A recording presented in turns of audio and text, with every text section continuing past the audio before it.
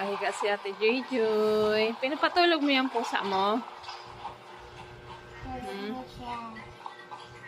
Grabe to kahapon yung pusa namin. Buti ano pa siya ngayon, oh. Maayos siya. Buhay pa. Nangisay daw yung kahapon, di ba, baby? Anong nangyari? Nangisay tapos? Nagugutom ata. Binili namin yung cat food. Daamoy niya. Gusto niya. O, nagustuhan niya yung cat food? Kaya siya nagkaroon na naglalasa yata. Diba? Nangisay siya tapos umikot-ikot yung ulo niya. Nasa kabila na. Untog-untog niya. Inuntog-untog niya yung ulo niya. Hala, kawawa naman. Tapos nakaihi.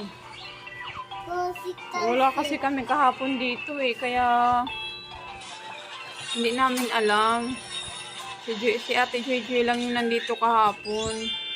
Nangisay tapos habang nangingisay tulog daw yun. Tapos habang tulog, ano yun muna, bebe? Maingay.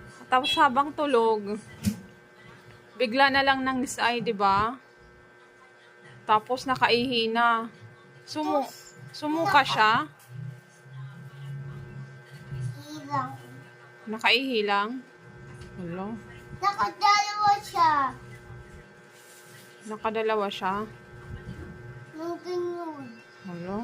2 beses. Kawawa naman. Ano?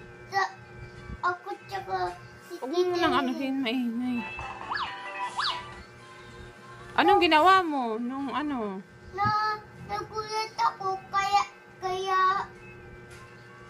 nakumot kaming dalawa ni Tita Emily. Sabi ko kay Tita Emily, siya lalaki. Wala. Kawawa naman.